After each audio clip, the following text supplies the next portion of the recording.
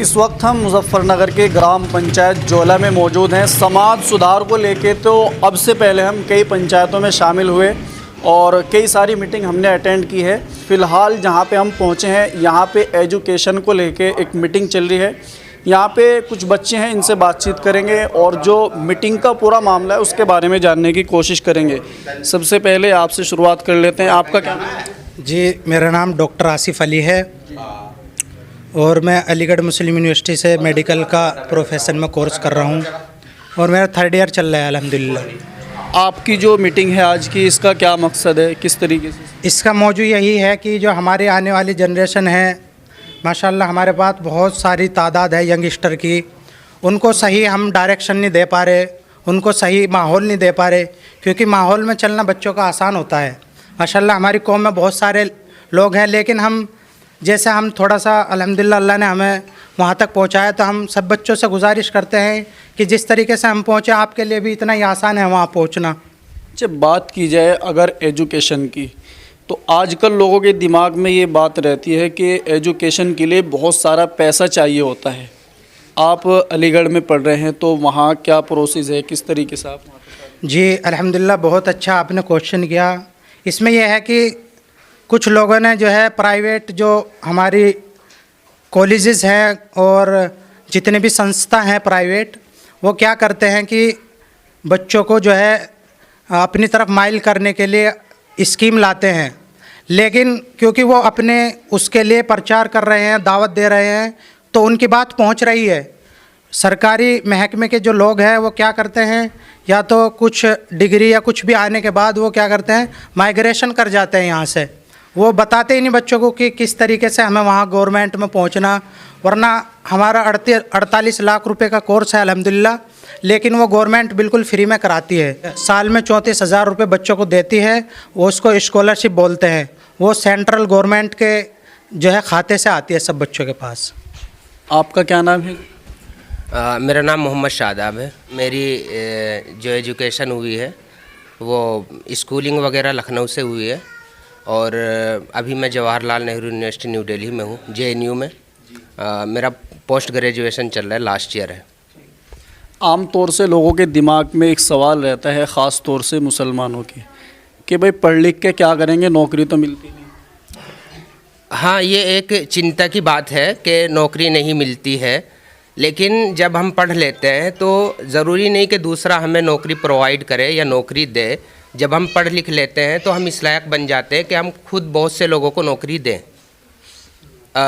जब आप पढ़ लिख लेते हैं तो आप नौकरियां ईजाद करते हैं, आप खुद नौकरियां बनाते हैं, क्योंकि जो सिस्टम चल रहा है, जो इकोनॉमी जैसे चलती है, उसमें जो एजुकेटेड लोग हैं वही इसको फॉर्म करते हैं कि कैसे नौकरियां बनाई जाएं, कैसे इतने ज़राए बनाए जाएं कि सबको नौकरियां मिले और सबको जिसके पास जो स्किल है उस स्किल को कैसे यूटिलाइज़ किया जाए। एक जो सबसे अहम सवाल होता है गांव समाज में, इंसान ये सोचता है हम नाली खड़ंजे बन जाएं, बस यही तरक्की है गांव के हिसाब से। आप राजनीति में भी हैं, तो एजुकेशन तक कब पहुंचेंगे लोग? अभी तक तो नाली और खड़ंजे के बारे में ही सोच रहे लोग। ऐसा है, एजुकेशन के बारे में बात बता रहा मैं आपको। जब तक एजुकेशन नहीं होगी आपके पास कुछ नहीं होगा।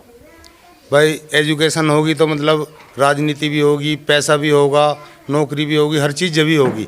अच्छा, जो पढ़ेगा तो बढ़ेगा, नहीं तो पुरानी मर पुलिस के काम में होगा, दूसरा काम कोई नहीं। एक्सीडेंट हो गए, हमारे वाले इतने मर रहे रोज़ की, अब उसके बारे में मतलब क्या है, वो अनपढ़ है। भाई कोई काम नहीं है, रोज़गार नहीं, पेट के लिए तो चाहिए। मकसद ये नहीं है कि भाई नाली खड़ंजे तो जब सरकार दे रही तो मतलब लगेगा, वो तो बनेगा। उसके बारे में कोई बात नहीं, बात है एजुकेशन के बारे में। एजुकेशन सबसे बेहतर चीज़ है। भाई हमारे जो युवा हैं, बच्चे हैं, सारी रात जाग गए मोबाइल पे, कोई PUBG खेल रहा, कोई सा खेल खेल रहा।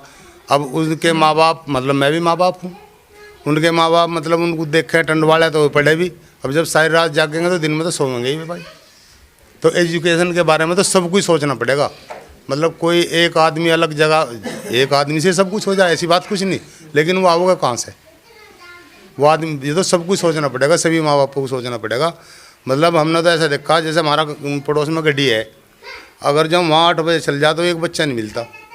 और जो जोड़े में हम रात के 3:30 बजे भी आए, जब भी जग गए मिले, मोबाइल हाथ में मिला, बल्कि वहाँ पुल पे मिले, ये जो नहर का पुल है नहीं, वहाँ बात करते मिला, भाई यहाँ पता नहीं क्या कर रहे हैं अब जाइए। तो भाई सब कुछ सोचना पड़ेगा एजुकेशन के बारे में।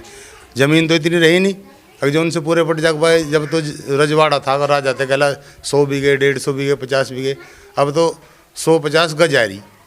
तो पढ़ना पड़ेगा, पढ़ के जैसे अभी प्रोफेसर साहब ने कहा, अगर भाई यहाँ नहीं नौकरी मिलेगी, बाहर मिलेगी तो जब पढ़े लिखेंगे। तो मेरे भाई सब कुछ सोचना पड़ेगा। एक छोटा सा गांव है पास में ही, सोरम, 21 लड़के वहाँ से यूपी पुलिस में सिलेक्ट हुए।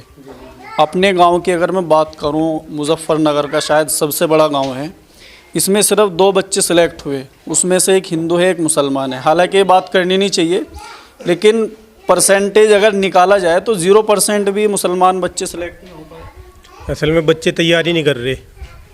तैयारी कहाँ करेंगे? लोगों से हम बात करते हैं, जो बच्चे हैं उनसे भी बात करते हैं, भाई कोई खेल का मैदान नहीं है या फिर कोई ऐसी फील्ड नहीं है, कोई ट्रेन करने वाला नहीं है। नहीं, हम मुजफ्फरनगर जाते हैं ना डेली, तो जो जाटों के गांव है ना, उनमें बच्चे रोड पे दौड़ते हैं।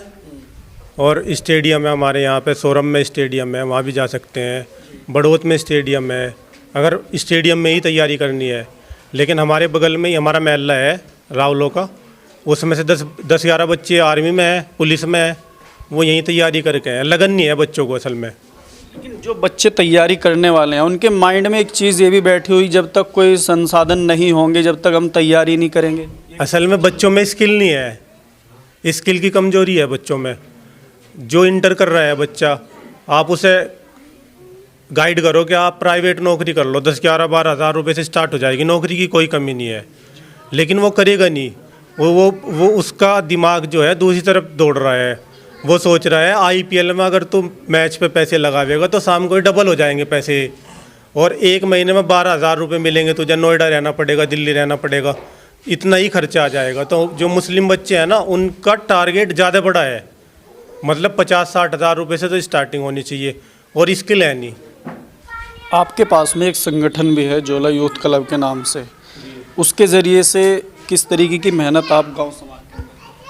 उसके ज़रिए से जो लोगों का काम है वो तो करते ही हैं हम लोग। जैसे पेंशन का है, मदद है छोटी मोटी, कोई जो इस लायक नहीं है और मदद होनी है तो लड़के सारे इकट्ठा करके उसकी मदद करते हैं।